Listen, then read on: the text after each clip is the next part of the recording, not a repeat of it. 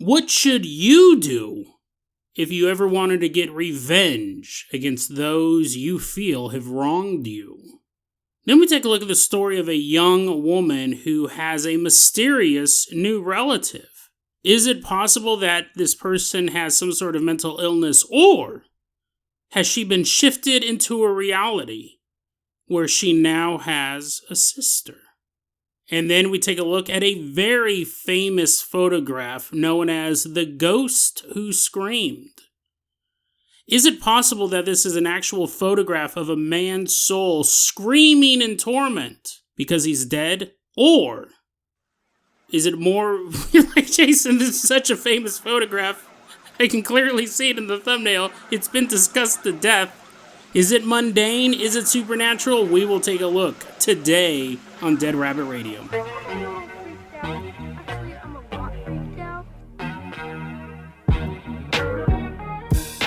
Hey everyone, welcome back to another episode of Dead Rabbit Radio. I'm your host, Jason Carpenter. I'm having a great day. I hope you guys are having a great day too. I hope you guys have tons of fun this weekend. I hope you guys have some awesome plans. I'm hoping to see the back rooms, but again, I don't know if that's playing in my town. But one thing I do know I'm going to be doing is doing the Dead Rabbit Radio movie night this weekend. That's Friday night, May 29th at 7 p.m. Pacific Standard Time. That's available to all of our Patreon members, paid or free tier. Either way, you can watch the movie night. I will drop the link there. We usually start about a half hour early and watch some of the type of those videos, those compilation videos of like real ghosts caught on camera. It's always a lot of fun if you show up early. But we'll be doing that at 7 p.m. Pacific Standard Time on May 29th. And then May 30th, we are going to have our Dead Rabbit Radio movie morning at 9 a.m.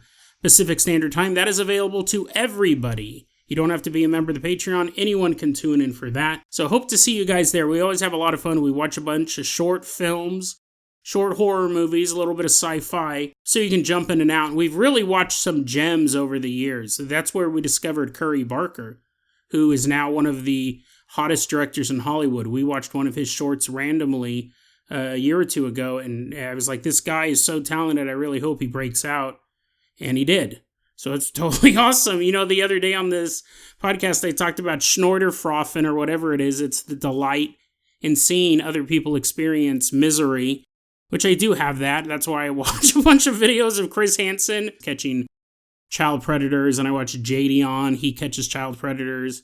And I watch Schlepp, he catches Roblox child predators. I watch a ton of this content because I do have that. To watch people's lives fall apart, it's not entertaining, but it kind of is. But I also have the opposite of that. There is the opposite of Schneiderfroffen, and I forgot the name of it, but it's finding joy in other people's success, even if you don't know them. And that's really how I feel when I see these young dudes like Curry Barker have this huge success with his movie Obsession. That makes me so happy when I read articles about him. I'm like, way to go, dude. I'm so glad he broke through and is living his dreams as a big Hollywood director. But someone who isn't waiting to have all his dreams fulfilled, someone who loves life every minute, running into Dead Rabbit Radio Command. Everyone get on your feet and give it up for Badgen. Woohoo, yeah, wee, haha, woo, yeah, he's running on into Dead Rabbit Radio Command. A cat dressed in the Three Musketeers outfit. Now that reference makes no sense to you. That's his photo on his Patreon. He's been supporting the show for a long time. Badgen, I don't know how to pronounce it, and there's a member of the Patreon named Bajoon. I don't know if it's the same guy. It might be two different guys. They might both be cats dressed as Three Musketeers. I don't know. But Bajoon, this guy I'm talking about, Badgen, you're going to be our captain, our pilot this episode. If you guys can't support the show financially through the Patreon or the merch store or anything like that, it's totally fine. It really is. Just help spread the word about Dead Rabbit Radio. That helps out so much. Tell your friends, tell your family, tell everyone you know. Dead Rabbit Radio is your favorite paranormal show. That is how you can help the show grow. I also want to say in our show notes, I always have links to flyers that you can print out and put around town. If you guys put up the flyers and take a photograph of it, I'll give you guys a shout out on the show. You guys will have a chance to fly the Carpenter Copter and all of that stuff. So get the word out, let me know, take some photos, and we'll get you in the Carpenter Copter in no time. Badgen, let's go ahead and get this party started. I'm going to toss you the oars to the rabbit rowboat. Everyone climb on board as Badgen rows us out of Dead Rabbit Radio Command all the way out to an apartment complex. Oh, splash! Oh, splash! Oh, splash. This story I'm about to tell you, probably probably shouldn't do this segment. Sometimes, there's inside thoughts, right? There's stuff you keep in your head. Now, you imagine, you're like, Jason, you say the craziest stuff on this podcast. What could possibly be an inside thought for you? Well, I have some stories from my past.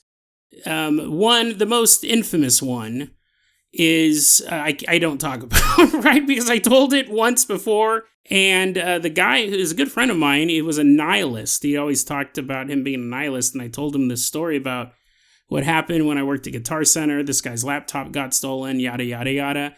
And it deeply disturbed him. I go, dude, I thought you were a nihilist. I thought you didn't care about anything. And he's like, well, apparently I do. Apparently I have one sliver left of humanity. And I think you just destroyed it. I've told this story multiple times over the years in person. I've talked about telling it on the show, and a friend of mine goes, don't tell that story on the show. And I go, why not? And she goes, because you want people to like you. Now, while that is true, I don't think I'm actually the villain of the story. And no, I'm not going to tell the story right now. Maybe if you catch up to me at a live show, I'll tell you. It might disturb me. You sit there, you rip up your ticket right there. I'm never coming to see you again. I don't think it's that big of a deal. I actually think it's a pretty rational response to somebody's laptop getting stolen. But that's not the story I'm going to talk about right now. The story I'm about to talk about it probably could also be considered an inside thought. And let's go ahead and get into it. The year is 2002. This was a pretty popular post on Reddit recently. I'm going to go over it briefly, and then I'm going to say how I would have handled it. In 2002, there was an apartment complex, and there was a man named Paul. He moved in. He was a retired contractor, and he was no longer able to physically work. So he was basically unemployed or living off retirement. Money's tight. And the landlord of the apartment complex, actually took care of Paul in a way that he never raised Paul's rent. Back in 2002, Paul started paying $475 a month for his apartment. In the year 2026, that same apartment would easily go for over $2,000 in this town. The area has just changed, the economy has changed, inflation and all that stuff, but Paul was still paying $475 a month, and the landlord was fine with that. The landlord also I'm already having second thoughts about doing this segment. The landlord also, every so often Paul would get behind on the rent. He'd buy a couple months, and he'd go, I'm sorry I'm behind on the rent, I'll catch up, and Paul would be like, okay, we'll give you some time. This was a month-to-month lease.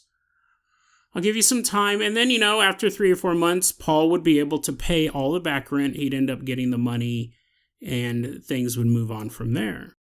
But now let's jump to 2026.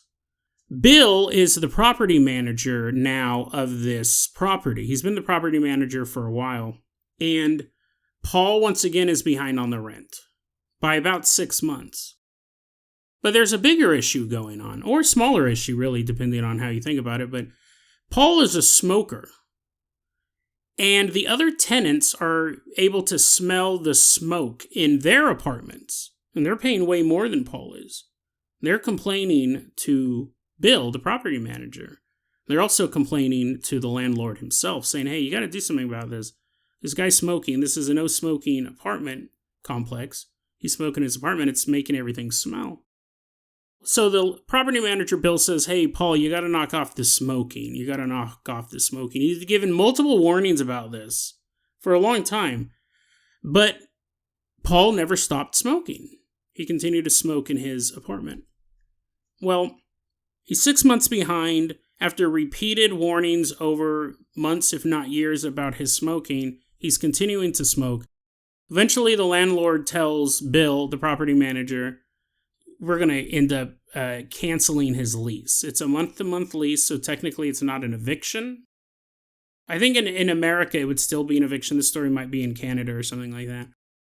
But the landlord goes, we got to get rid of Paul. We've told him multiple times to stop smoking. He's not stopped smoking. We're getting complaints from all of his neighbors, and he's also behind on the rent. We're going to have to cancel his rent. We're going to kick him out. We're going to end his lease. Well, Paul's been living here for, at this point, 24 years. paying $475 a month. Where is he possibly going to get another place like that? He's in his 70s at this point. He's like 73 years old. Doesn't have a job. He's on a fixed income. Property manager says, Paul, if you don't pay your rent and if you don't stop smoking by the deadline, we're going to not renew your lease. And Bill said, we've had conversations like this before about the smoking, but also about the back rent. And I've always been able to communicate with him. But this time, Paul cuts off all communications with me. I can't get him on the phone. If I'm knocking on the door, he won't come to the door. He's not talking to me at all at this point. The deadline to get all the rent paid is coming up. The smoking at this point, he just won't stop smoking. But they're like, if you don't pay your back rent, we're going to cancel your lease. You're going to have to find a new place. Where are you going to live? The deadline arrives, and they can't get a hold of Paul. They haven't been able to get a hold of him for a while. And what happens is, shortly after the deadline passes when Paul will have to move out, a neighbor complains that there appears to be some sort of water leak coming from Paul's apartment. Bill, when he's trying to get into Paul's apartment, he realizes quickly something is jammed into the lock of the door. He's like, what? And he looks and there's little pieces of wood. It's like someone stuck in some matchsticks and broke them off in the locks. So you couldn't easily get in. Great. Bill is eventually able to gain access to the apartment, and when he opens the door, a flood of water comes out. There was about an ankle deep worth of water. Would you say that? The water was about ankle deep, so maybe about a foot and a half of water, standing water in Bill's apartment.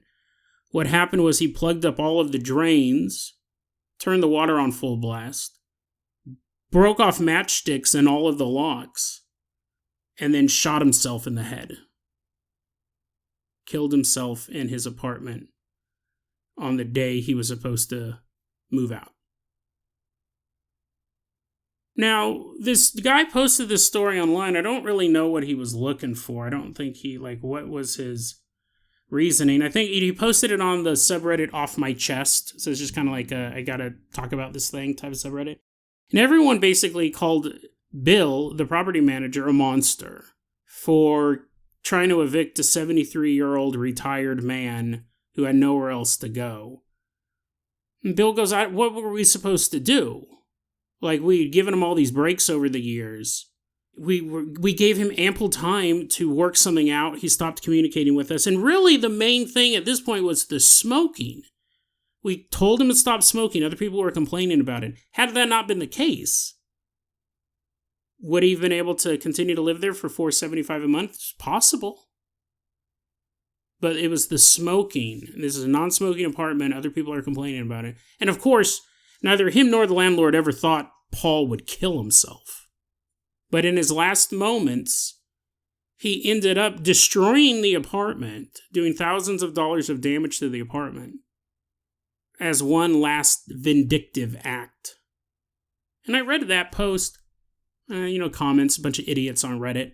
They were saying you should kill yourself too, you're a horrible person, to the guy who posted this, the property manager, blah, blah, blah, blah, blah. But that's not how I would have done it. And here's the first off, you shouldn't kill yourself. What possible advice are you about to give in this situation? Hopefully you'll never have to use this. Let me tell you a little bit about getting revenge. Paul wanted to hurt the landlord. So he did it by destroying the apartment, but he didn't really destroy the apartment. Again, a couple $1,000s, all of this stuff could be reversed. The landlord, his heart is going to be hardened after this. Do you think he's ever going to cut anyone else a break? No. In fact, he's going to go, man, what an ass. I helped that guy for over 20 years. Never raised his rent. This is how he repays me. Do you think the landlord's ever going to do anything like that again? No.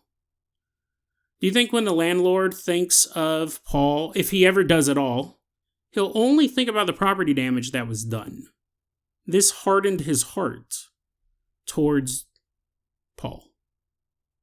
But when you're seeking revenge, like Jason, who is this advice for? Charles Bronson?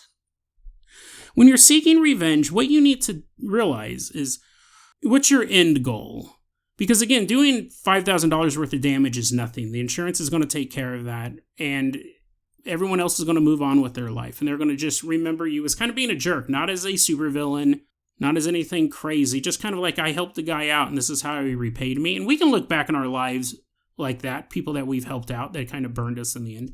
But this is how you really get revenge. I was talking to my friend Sabine. I told her about this, and I go, you know what I would have done?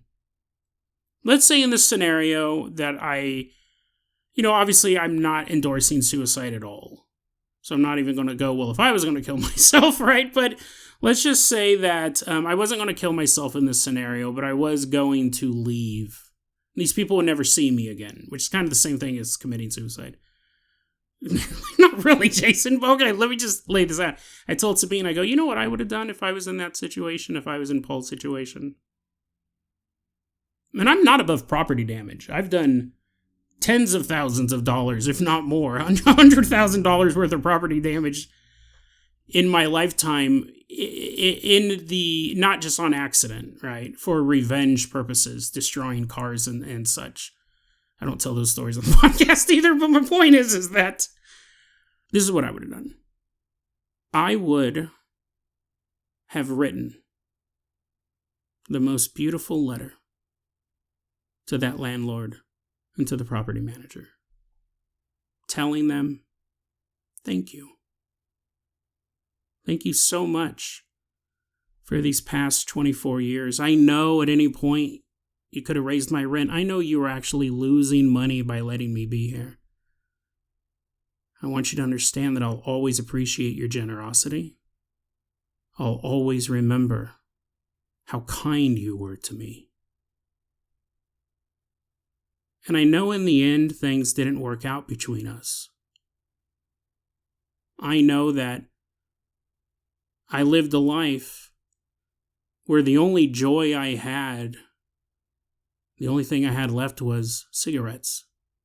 It's the last thing that I found any pleasure in this world. And I know that people complained about it, and I'm sorry. I'm really sorry. But I want you to know that wherever I end up after this, I'll always remember your kindness, your generosity, your love that helped me keep going all these years when no one else ever helped me out. You did. So thank you. Thank you so much for treating me like a human, for treating me like no one else ever did.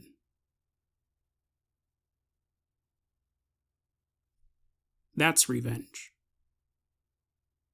Those two men, the landlord and Bill, that letter would have shredded them to pieces. There's no bitterness. There's no destruction. Well, there is. Because here's the thing. You're writing the letters. You're like, Jason, why? What segment is this? What podcast is this? Is this Supervillain Daily? You see how that would work, right? If that's what he wanted to do, if Paul wanted to really hurt these guys, the property damage is nothing. But damaging their soul and doing it in a way that they don't suspect it, right? They just go, Paul killed himself, so let's keep that scenario.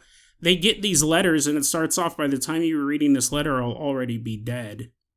But I wanted to let you know how much you meant to me.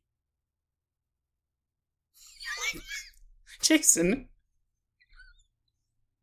that's super evil. Well, again, if your goal, listen, man, the best case scenario is that Paul just moved out and moved in with someone or something like that, right? The best case scenario is that none of this stuff happened. But what I'm saying is that, Jason, you're giving me advice. So if I'm ever a 73-year-old retired contractor, I'll know how to smite my enemies. When I told this story to Sabine, she goes, oh, I get what you're going for. Going for a haunting, right? But not like a ghost. You want to haunt their souls. You want to destroy them. And I go, yeah, kind of. If I was in this situation, if I had no way out, and I thought I was being wronged, if you feel like you're being wronged, that's the way to get revenge. There are some situations where getting physical revenge, where beating somebody up is not the best option. On the flip side, there are times when that is the best option. But my point being is, if you want to destroy someone, you have to think, what is my goal here? If I just want to do $3,000-$4,000 of property damage, then sure, go nuts. But if you really, really, really want to destroy somebody, if you really feel like you're being wronged, sometimes the most compassionate yet manipulative action is the most damaging. Imagine what that would do to them. And so you go, wow, I was the only person he had left in this world. I was the only person who was showing him kindness, and I kicked him out. I was going to kick him out. He ended up killing himself over a bunch of stupid cigarettes. What was I thinking? Why did I do that? And actually, it would probably make the landlord more compassionate in the future. To other people, the landlord would probably cut other people breaks, and he would cut them in the name of Paul. He would never forget that tenant. He would never, ever forget about Paul, a man who in his last moments on earth loved his landlord more than anybody, because his landlord was showing him love and compassion. That's how you haunt somebody. That's how you get revenge. Jason, please don't ever cover a topic like this again. I don't know if I'm supposed to be depressed or scared. Now, what's interesting is actually, over the years, there's been a lot of times where I've wanted to cover topics like this. I've wanted to cover topics like this, and the reason why I haven't is because I would love to cover this story, and I would love to tell them how I have handled a situation like this in the past. Not this particular story, but there's been other things I've read in the newspaper and go, oh, memories. That reminds me of the day when I enacted revenge against somebody. And I would go, oh, you know what? I should share that on my podcast. It is a true crime podcast, after all. Who thought the host committed the most true crimes of all?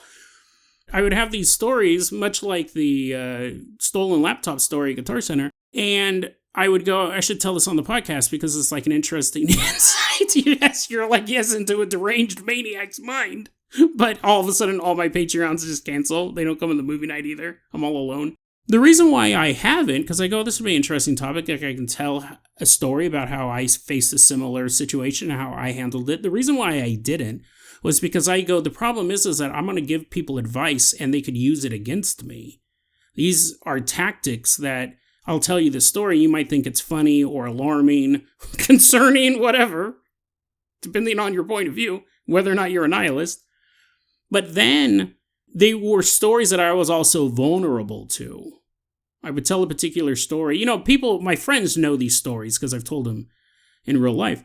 But to announce it to the world, right? This is a global podcast. I don't know who's out there. I trust you, but I don't trust that other guy listening. There's a chance, right, that there's a 1% of the audience who goes, oh, I'm going to use that same tactic against Jason. And it was something that I had done. It are things that I've really done, but things that I am not immune to, if that makes sense. I'm being as vague as possible, obviously.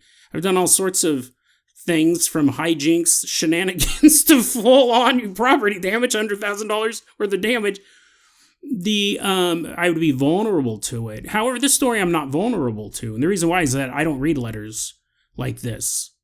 I get a lot of mail, right? And I do read it. I do, like Jason, that's why you never respond to my email. No, that's just because I'm really bad at responding to mail. But I'm actually really good because I've read tons of email from people who like me to people who hate me over the years, right? I've gotten tons of hate mail even before the podcast because I was always up to some sort of scheme.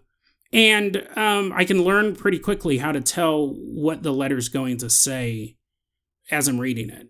And so I'll just stop reading it. I've become pretty good at that. And if I got a letter like this and someone's saying, hey man, I really loved your podcast, but you peaked at episode 500, which I do get those emails quite often. And, and then it's like, but I love your podcast so much. You're my best podcaster, blah, blah, blah. You're saying all this stuff. And then you say, and I'm going to kill myself at the end of this email. I don't know how I would respond to that. But I'd probably be sad. I'd probably try to prevent it. But my point being is that if you go, oh, I want to get revenge against Jason because he peaked at episode 500, yet he continues the zombie march, the show. I don't think I peaked at 500. I think my Tuesday's episode is one of the best episodes I ever did, but it wouldn't work against me because I can usually tell the intent of a letter as I'm reading it, and then I just won't finish it. I'm not so curious. That's a superpower of mine. A lot of people are too curious. They keep reading when they should stop. And because people see, like friends of mine see the emails I get. And I go, yeah, I read the first sentence or two, and then I just deleted it. Or if it's super concerning, I'll, forward it to law enforcement. But I haven't had to do a ton of that, but I have had to do some of that. But sometimes it's just like, you suck. I'm obviously not going to keep reading after that. I'm just like, okay, well, I can figure out what the next 18 paragraphs are going to say. I remember once I was really good friends with this girl. We were really, really good friends. And she was getting married. We hung out for years. She was getting married. And I said, I'm going to be invited to the wedding, right? Because she didn't want her boyfriend to ever meet me for whatever reason. And she goes, I'm getting married. I go, I'm going to be invited to the wedding, right? And she's like, oh, yeah, of course, totally. We were friends for like 3 or 4 years, right? We were coworkers, and then we hung out after work. We both got separate jobs and still hung out for a couple of years after that. Well, then one day I got an email from her, and she started off by saying, Jason, I cannot have you at the wedding. That cannot happen. And then there was maybe 3 or 4 paragraphs after that. I never read it. I knew whatever was in that email was probably, sad. So I never read it. Now, I don't even know where it's at. I don't know. It's probably like on an old email address. I couldn't even read it now out of curiosity if I wanted to. But when I tell people that story, they go, what? And I go, it doesn't matter what the rest of the letter said. I understood that this was the end of our friendship. If I can't even come to her wedding, she definitely can't hang out with me. So I never read it. And when I tell this story, people go, that actually is a superpower. There might have been some stuff in that letter you wouldn't expect, but I'm not curious enough to make myself sad. You know what I mean? So anyways, that's that segment. You're like, what is going on with the show? Maybe you did peak at episode 500, because this is insane. Why are you saying about if I ever shoot myself in the head, I should write a love letter to the person? First off, you should never kill yourself. I'm against suicide unless you're surrounded by the enemy or you're dying of a incurable, painful disease. But, yeah, let's just take the suicide thing out of it. Like, Jason, that's kind of the main point. Well, let's just pretend it's not the main point.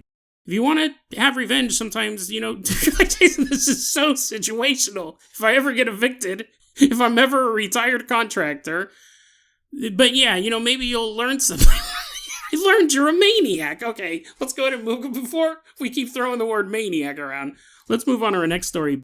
The moral of the story, first off, don't kill yourself, right? Don't commit suicide. That's the first moral. But the second moral is, if you do ever have to go out in a quote-unquote blaze of glory, let's say it's your last day at work, or, I don't know, you're like, Jason, we're getting evicted? Well, yeah, something like that story that we just talked about, that'd be a great example as well. Don't go out swinging. Go out hugging. You know what I mean? Jason, no, we've had a hard time following this whole rant. I guess I kind of am following you, Jason, but it's just so insane for you to be talking about it.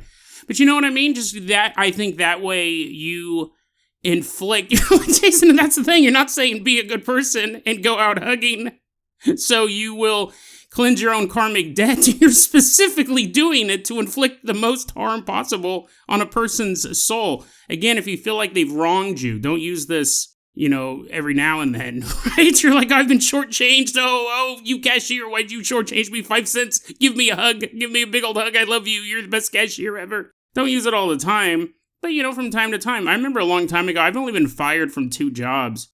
In this one, when everyone stops listening after that last segment, I've been fired from 2 jobs so far, and I remember one of the jobs I got fired from, I had a terrible boss. He was actually like a legit bad person, and, it was just this whole thing. It was this whole thing, and I ended up getting railroaded out of the place. And so they brought me into the room which of course, I knew what was going to happen when they all bring you into the room. Anytime you're in a room with your boss and HR, you're getting fired. And so, they said, Jason, blah, blah, blah, blah, blah. We've been listening to your podcast. It's insane. It's the ramblings of a madman. We can't have you working here at this animal shelter. I was furious, right? Because this dude totally just, he railroaded me. It wasn't doing anything wrong. He just didn't like me. He didn't like anyone. He was a bad person all around. And I'm one who will often take responsibility when I do stuff wrong. I can tell you stories about that job that would ruin your impression of an entire, okay, I worked for a health insurance agency. You're like, Jason, they don't have a very high bar to begin with. Well, trust me, I actually worked at, I'm not going to name them. I don't even think they're around anymore, so maybe I will talk about them someday. But I worked for a health insurance agency at a call center, and it was so horrible. What we did, I was part of it, right? I would take these phone calls to the people who we were supposed to be taking care of. And this wasn't just any health insurance company. That's as much as I'll say right now. This wasn't just any health insurance company. And we did terrible things. And I had a terrible boss on top of it. And I tried fighting. I tried saying, can we help this dude out? Like, this is horrible that we're doing this to these people. Well, we have to look at the policy and blah, blah, blah, blah, blah. So getting fired from a health insurance company, in a way, is a badge of honor. But anyway, so as they were firing me, I was like, this is lame. This is totally stupid. You guys are all jackasses. I was actually, okay, the language was a little more elevated than that. And they go, well, you will need your badge. And I took my badge off and I threw it on the table, and it freaked them out. I guess most people who get fired from there beg and plead for their job. I don't know. But anyway, we just aren't a maniac throwing stuff around. It's not like I picked a chair up and threw a window. But anyways, what's funny is we'll take a view outside of this office. My buddy, who I had a job with at this health insurance company, I had a lot of friends who worked there. This particular friend knew me very well. He knew that I was being led into the office, so he could probably guess that I was getting, at the very least, disciplined, if not straight up terminated. And because that's the only time HR and your manager are in an office together. I was in the office. He knew that. He's sitting there, and all of a sudden, he sees a 3-man security squad running through the building towards that room. And my friend's just like, God damn it, Jason. Jason, what are you doing in there? Why did they call security?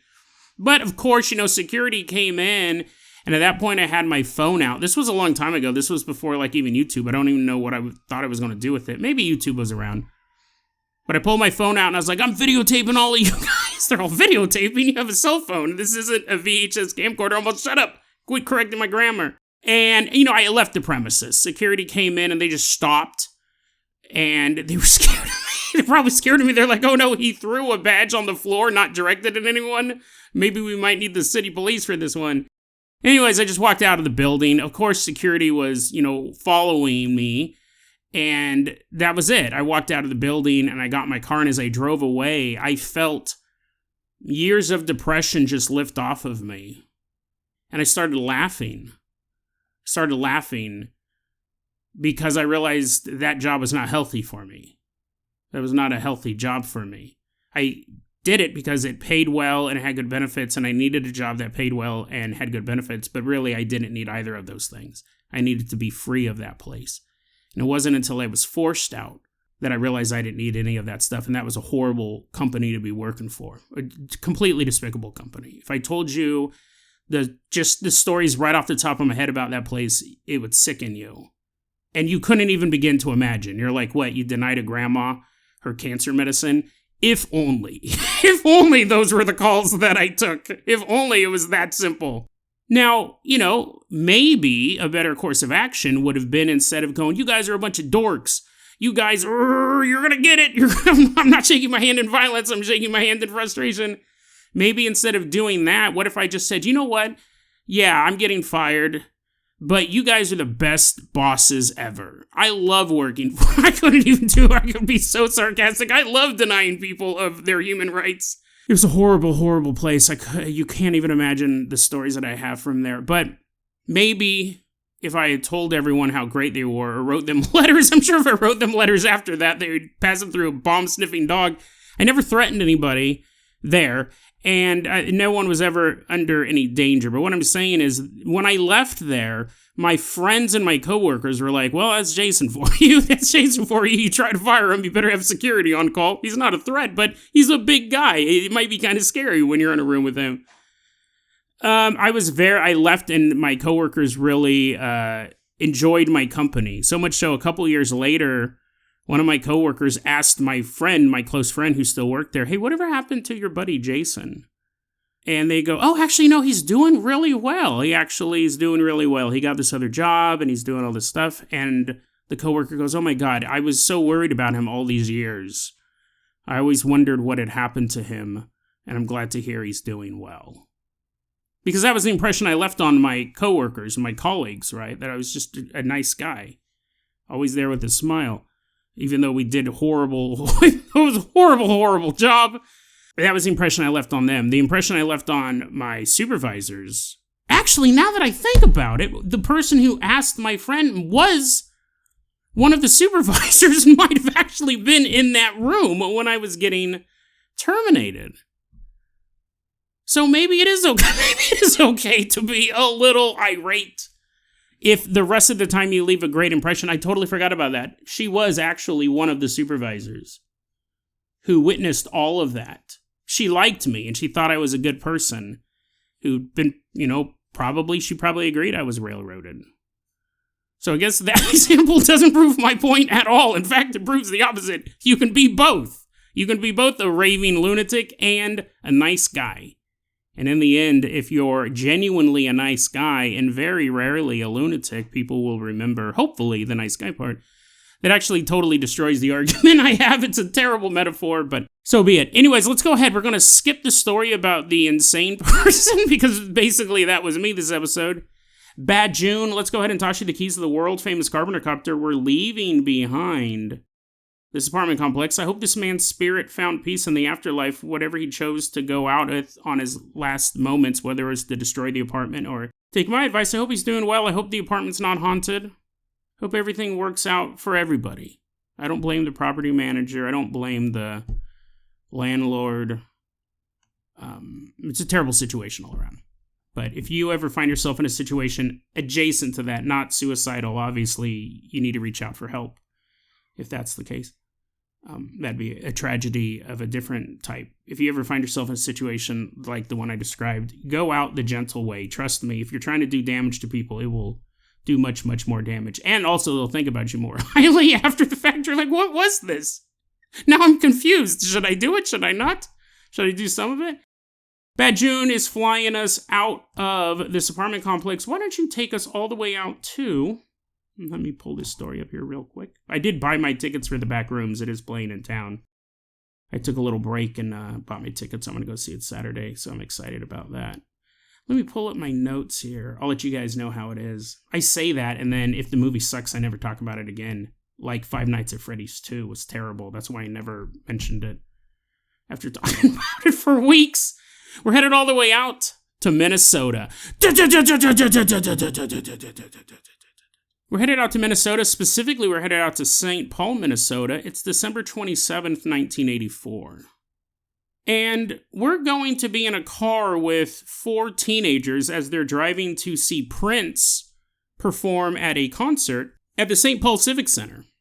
Big Prince fans, these kids. I never was into Prince. I was more of a Michael Jackson guy. But they're driving by the Highland Park golf course on the way to this concert. It's a foggy night. The roads are wet. And it's a car full of teenagers. Not the most attentive, not the most careful, and not the most experienced of drivers. A teenager's driving the car. There's 2 teenagers in the back seat. And in the passenger seat, in the front passenger seat, there's a young man named John Boole Ware. He's 16 years old. Because this is a casual night, everyone's having fun, talking as they're driving to go see this world-famous artist. I got no shade against Prince. It's just not my type of music. I.e. bad music. I don't like Prince music. I think it sounds terrible, honestly, but I think he's probably a good person, or was a good person. I think his music's awful, except for one song, the Bat Dance song, and It's barely comprehensible. But anyways, they're on their way to go see this Prince concert. John is not wearing a seatbelt. It's 1984. A lot of people didn't wear seatbelts back then. I remember the ad campaigns to get people to wear seatbelts because people still weren't wearing them. When I was a kid, we didn't have to wear seatbelts. John wasn't wearing a seatbelt, and he was sitting shifted. So what I mean is his back was to the passenger side door, and he's directly facing the driver. So it's not that he's not only wearing his seatbelt, he's also in a completely unsafe seating position. So on this foggy road, this slick roadway, they hit a curve right near the Highland Park golf course. The driver loses control of the vehicle.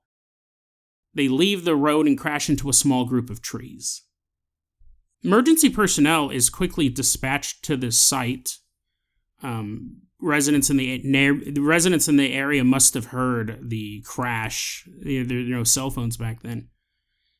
The first on the scene were two police officers, the St. Paul Police Department, Officer Brian Coyle and his partner, Officer Mike Kemp. They get to the scene. The three teenagers, the driver and the two in the back, have minor wounds, minor injuries. But they are all freaking out. They're all concerned because their friend John in the front seat isn't moving at all. He's not moving, he's not talking, not screaming, nothing. He's just sitting there motionless. This story is told in a series of photographs. This is a completely real event. The big debate comes down to what the photographs show. And if you look at the art, as I'm sure you've been looking at it this whole time, if you're watching it on YouTube or have glanced at it once or twice when you have it on your podcast app, there's all sorts of photos. That's the main photo. We'll get to that in a second. But there are photos of John's body in the vehicle. Crime scene photos. But if you look at the crime scene photo, which I did, I don't like looking at stuff like that, but I did look at it so I could do this segment. When you're looking at the photo of this dead 16-year-old, he was dead on the scene. He had a broken neck and also internal bleeding. So he bled out nearly instantly. He was dead by the time the cops got there, for sure. He's kind of, I wouldn't necessarily say crammed underneath the dashboard, but if someone made that description, they wouldn't be far off. His face is kind of angled in such a way that you can see a little bit of it. But for the most part, you're just seeing the dead body of a 16-year-old boy who horribly perished in this car accident on what should have been a happy, joyous night. The officers check out John. He's passed away. But anyways, obviously, ambulance is dispatched to the area. They see what they can do. But Officer Coyle, he begins to take photographs of the scene of the accident because these are all things that are going to be needed for death investigations. Were the kids drinking? Was there any sort of foul play? Insurance reasons? All of this stuff. And just general, police procedure. He begins taking photographs of the crime scene, or he begins taking photographs of the accident scene.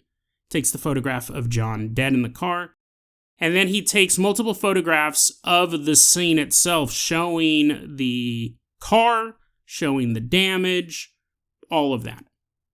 He takes the photographs back to the police station, and he delivers them to the film property room, where they develop them in-house, which apparently they still do today, but I think a lot of it's digital.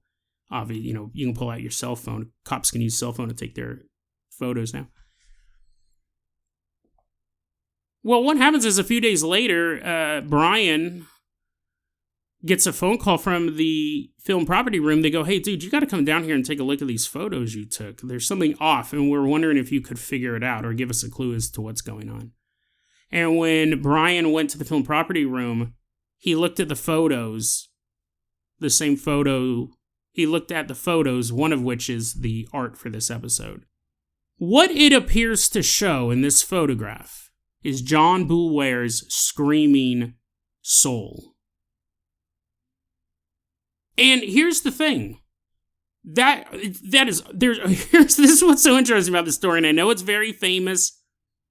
and I don't normally cover super famous stuff on this show, but I recently saw these photos again, and I couldn't stop thinking about them. It really intrigued me, and I wanted to share them with you. So I apologize if you've heard the story before. But there's debate about what these photos actually show. But even the skeptics say that is a man's head. That is a man's head in that photograph. Every so often you'll see someone go, no, it's just pareidolia, where our mind makes an image out of random stuff. That's a dude's head. Okay, that is a dude's head, and even the skeptics go, no, that's clearly a man's head. The question is, whose? And how did it come to be in this photograph? The believers in paranormal, the idea is that this is John's spirit screaming out for help. Because here's the thing, there's so many photographs of this incident, and I chose the one that I think would be the most clear on the podcast apps. But they have photographs, and all these photographs will be in the show notes, of a photograph of John Boulware while he's alive, and this photograph of this screaming specter. They look exactly the same. I mean, he's not orange in real life or translucent, but the facial features are so clearly a match that it's pretty hard to say that this could be anything but the screaming soul of John Boulware, a young boy cut down in his prime, hanging out with his friends, a beautiful night, going to enjoy some mediocre music, having fun, loving life, and then dead. If anything can create a ghost, it's a situation like this.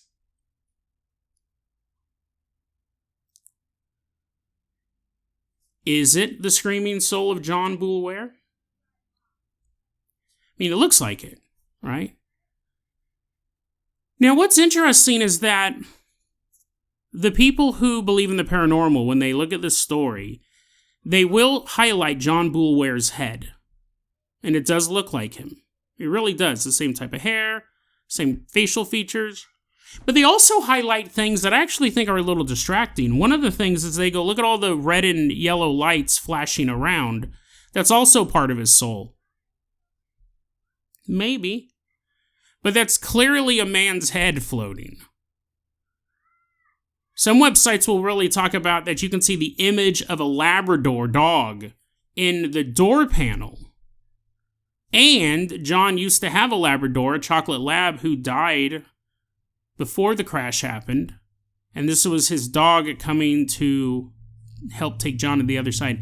That is not a dog. The smudge that is on the door is not clearly a dog. It does not resemble a dog. I guess if you told me that's what it was and you circled it and I looked at it, it could appear like a something is sitting down. But if you didn't circle it and you told me find the dog in this photograph, I wouldn't be able to. Because it does not look like a dog. Unless you really, really force it. And what's interesting is the argument, the red and yellow lights, which is funny because that is kind of the main thing the skeptics pick up on as a clue to what they think it is. The red and yellow lights flashing around, I don't know if that's necessarily related to the spirit. It would make sense because his head is the same color as that. And I apologize for people who aren't looking at the photograph at all. That's what kind of makes it hard to talk about visual stuff during podcasts. But it's clearly a head. It's clearly a human head screaming, or at least having its mouth open and floating around a car accident. The dog thing, I think, is forced. Some people really push the dog theory. And if anything, that makes me discount a lot of this stuff, because that doesn't look like a dog at all. But anyways. For years, people have talked about this. They call it the ghost that screamed, the spirit that screamed, the soul that screamed. It's a very evocative name for a pretty tragic event that may have ended up giving proof to the paranormal on camera. But let's take a look at what the debunkers say, because this is also very interesting, because I did a lot of research on this. I was kind of going all over the place. The debunkers say this is clearly a double exposure, a long exposure. And that is a flaw in the film where a previous photo and I'm really kind of just like, it gets pretty technical, but the previous photo becomes imprinted on the next photo. So you get two images mixed together. Now, you can force double exposure, and that's how a lot of ghost photos were faked back in the day. You could take two images and basically put them together, and one will appear translucent, so you could fake a ghost photograph. Now, what's interesting is not even the Skeptical Inquirer, which did a huge write-up on this, because this is a fairly famous story, not even they ever called this a hoax, which implies malice. No one's saying that Officer Brian Coyle or the St. Paul Police Department purposely manipulated these photos to trick people. The debunking argument is not that it was done for monetary gain, that it was faked from the beginning. It's the fact that, no, this is a logical thing that can be explained that is being misinterpreted as a ghost. Okay, that's really interesting. The question comes down to, then, whose face is that anyways? If it is a double exposure and it's a previous photo, and it looks like John Boulware, and it does, what about a photograph of John Boulware dead in the car? Is that what we're seeing? Was the previous photograph actually the photograph of John's body? So in a way, there's still a sinisterness to it, a darkness to it, because we're looking at the death photo of a 16-year-old boy. But that is not it. And we know that's not it because we actually have the crime scene photographs. And the way that John's head was positioned between his knees, you could not take a photograph of him, of that angle, of that shape of his face, the way he was situated in the car. So it can't be John's photograph. It can't be a double exposure of John's photograph. You would have to have pulled John's body out of the vehicle, then taken the photograph, and at no point was that done at the scene. I'm sure, obviously, John's body was taken out of the car at some point, but it was not photographed afterwards. The Skeptical Inquirer had an interesting theory because they go, this is clearly a double exposure. They actually replicated it. They took someone out. They didn't get him in a car accident, but they parked a car out in the dark and they had someone make faces and they purposely forced the double exposure and it caused the streaks of light and it caused the phantom face flying around. But whose face is this? The Skeptical Inquirer goes, we know Brian Coyle took the photographs. It's possible it was his officer, Mike Kemp. The previous photograph would have been of his partner. Not like they were doing fun photographs. Now get one of me and you. They're standing in front of the car wreck. But during the course of the photography, a photograph was taken of his partner, and what we are seeing is his partner's face. Because it can't be John's actual face, which was an early theory because of just the way his body is wedged into the death position that it is in. And what's interesting is Skeptical Inquirer goes, now look at this. You can actually see what appears to be a black shoulder patch and possibly a blue shirt and possibly a badge and some sort of officer number. And what they're doing is they're reading the tea leaves in a different direction. Some people are looking at every smudge and saying, this is a dog. The Skeptical Inquirer goes, no, look at these smudges over here. This is a badge. This is a black band on the shoulder. This is the officer's name or number. So you know what I did? I went up and I looked up. Sorry about the kids running around outside. So what I did was I looked up St. Paul police uniforms of the time. I was able to find 1985. I was able to find photographs of St. Paul police officers of different ranks in their police uniforms that they had in 1985. We can surmise, but we can't guarantee that they're exact same uniforms as 1984. They might have done a big new shift. I will say the uniforms the police officers of St. Paul Police had in 1985 did indeed have black shoulder bands. But where the badge and these numbers appear, that the Skeptical Inquirer goes, look at this smudge, that's a police badge, that doesn't line up. The police officers in St. Paul wore their badges much lower than they would have appeared in the photograph. It's very, very interesting because even like when you really break it down, we don't know who this head is. The cop theory is a really good theory because there does appear to be a series of letters or numbers that appear in the photograph. And you can make out barely one or two of them. It could be smudges, but they look like numbers or letters. And it's funny because when you read the paranormal side of it, they never mention those. Because it wouldn't make any sense if it was John, right? But they're there. If you can see a Labrador in the door, you can see those numbers. Maybe it's a trick. Maybe it's pareidolia. All these other elements, maybe this, maybe that, but that's clearly a head flying around. The question is, whose is it?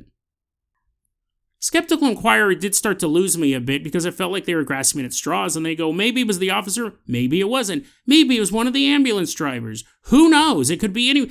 Okay, I mean, yeah, it could have been, could have been Bigfoot. You're just grasping at straws the way that the paranormal community can grasp at straws as well. See, we don't have a photograph of his partner. We don't know what Mike Kemp looked like. Did he look just like John Bull Ware? That would solve the mystery right away. Hi, this is Jason from the future. I'm actually editing this episode right now. And I'll be honest, this statement didn't sit right with me. I thought we have to have a photo of Officer Mike Kemp. Maybe I didn't really look that hard the first time because it wasn't in any of my primary sources, but I did while I was editing it. I stopped to go, let's really see if we can find one, and I did. I found an officer of Mike Kemp when he graduated from, or while he was attending the St. Paul Police Academy as a cadet in the year 1982, so 2 years previous to all of this. He does not look like John Bull Ware. He doesn't have the same type of face. He wears glasses, which obviously you can take off, although I would hope that a police officer investigating my death leaves his glasses on. And then he has a mustache as well, which definitely could be changed. But I did look up a photo of him. Wow, there's kind of a cute cop in here too. I didn't notice her before. What's her name? I wonder if she's still alive in 1982. I was a kid back then. She'd be so old. What's her name? I guess it doesn't matter. Sorry, Officer Deborah Linder. But anyways, staying focused here, we do have a photo of Officer Kemp, and he does not look like John Bull Ware. In my opinion, he does not look like John Bull Ware. I'll put this photograph in the show notes so you can take a look at Officer Kemp, and maybe you take a look at Officer Linder as well. No, Jason, we're not a psychopath. We don't hit on cops who graduated the academy in 1982. Well, it's so weird because what we have here is a photograph. Let's break it down like this. A photograph that may be a genuine paranormal photograph of a man's spirit leaving the scene of his death. But this authentic photograph also appears to look like a very basic example of a double exposure or a long exposure. Can both things be true? Can you have done a double exposure on your camera which caused all these crazy lights, but the head itself is authentic? Or does the very fact that it's a double... clearly, I mean, all of the streaks of light make it look like a long exposure or a double exposure. It really does. What I can't get over is how... I won't say perfect, because then he looks like he has a pig nose, right? But I'm assuming if your spirit was screaming through the void, you might not look your best. It clearly has all the hallmarks of an actual malfunction in the camera. Or on the behalf of the cameraman. Everyone will agree, even the debunkers, these photographs were not manipulated by the film photo department or by Officer Brian himself. No one's thinking these photos were manipulated. No one is thinking these photos were faked to fool people. The question is, what do they depict? Is it a typical example of a camera malfunction? Is it a photo of an actual spirit? But I would like to throw out the theory that it could be both. You could have a malfunction of the camera and capture the photograph of a man's soul screaming because he died too soon. it really does look too much like John to be anything else. Unless Officer Mike Kemp is a dead ringer for John, which we don't know. It would be really hard to say otherwise. I think this is a story. I'm going to split the baby on this one. I think it's both. I do think this is a genuine. What's funny is that when I was researching this, because I was aware of the photo, I'd seen it a long time ago. When I was researching this and it came down to, what probably happened was they took a photo of John dead in the car, and that was the long exposure, that was the double exposure. At that point, I go, that totally explains it. And I started typing my notes up like that. And I didn't even know if I was going to cover it at that point because it was such a simple answer.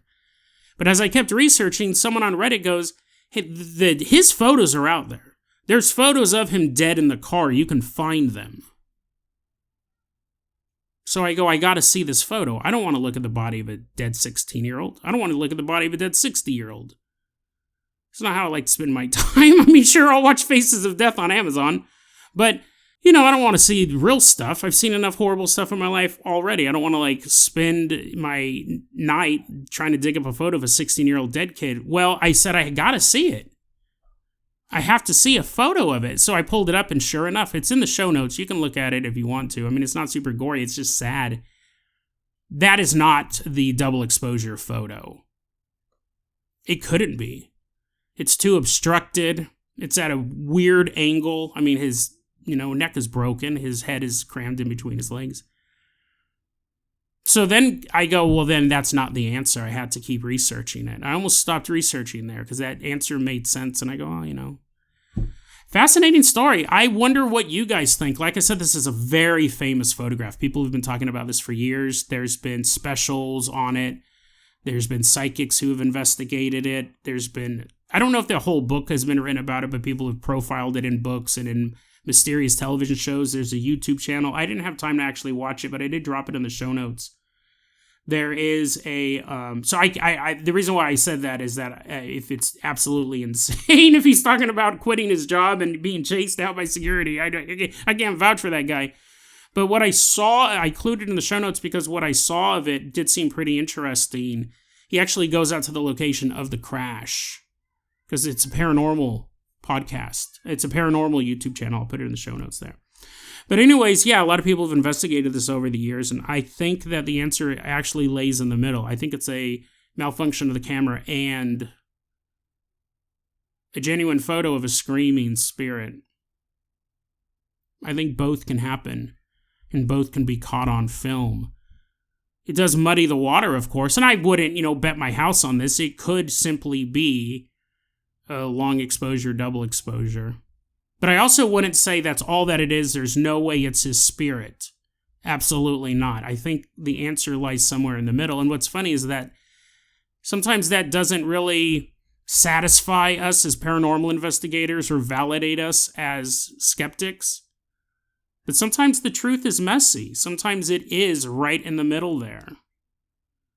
It's a terrible story. It involves a real-life tragedy, a young man dying. It's no urban legend. It actually happened. And we have, unfortunately, photographs to prove it, that it happened and that he died. The question is, does this photograph also prove there is life after death? And more terrifying than that, does it prove that some of us don't slip into the void peacefully or silently?